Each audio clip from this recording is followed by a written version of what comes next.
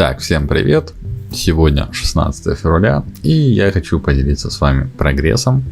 Скорее всего, уже на ArtStation вы будете видеть эти рендеры, но я все же хочу показать это на YouTube таким вот образом, как оно все рендерится, как выглядит.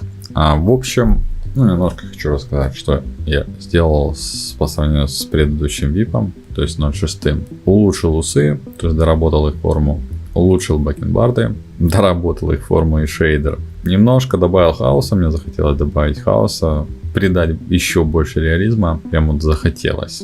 Всем волосам, то есть со всех сторон. Сейчас вот вам покажу вот здесь вот. Мне не нравилась его сверхприлизанность, то есть как бы даже боевой генерал, не хочется как бы что ли, что он типа пришел такой, сфоткался. Сделал более густой вот этот пучок волос.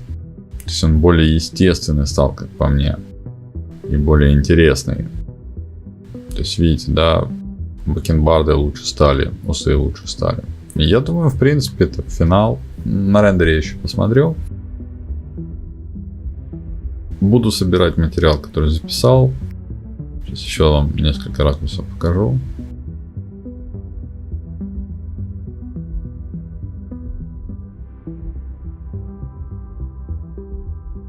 Естественно, кто хочет лучше увидеть результат, то есть YouTube он чуть-чуть жмет, то go на ArtStation, я думаю, ссылка уже будет в описании.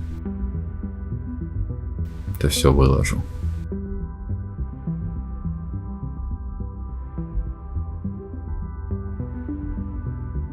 А если будете сравнивать с VIP 0.5, вы заметите, что вот эта челка стала гуще, и мне так нравится намного больше. Более естественно смотрится, что ли.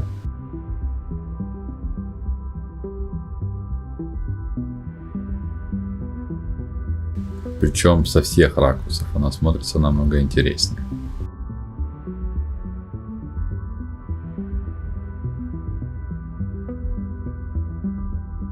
На затылке я не делал сильно много хаоса.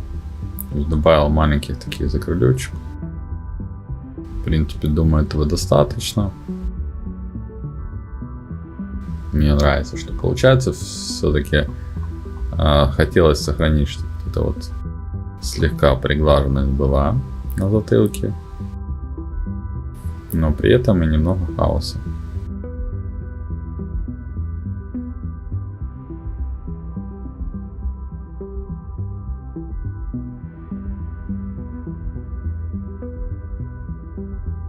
Все, народ, в принципе, более качественные результаты смотрите на ArtStation. Ссылка в закрепленном комментарии и описании. Благодарю за просмотр. Это то все, что я хотел показать в этом видео. Хорошего настроения, позитива и мирного неба. Ребята, если вы ищете крутые референсы 3D причесок, советую сайт 3d.sk. На сайте две категории: Grooms 3D Scans и Grooms Photo. Сканов маловато, но зато фотографий волос хватает, чтобы уже начать работу над прической для вашего персонажа.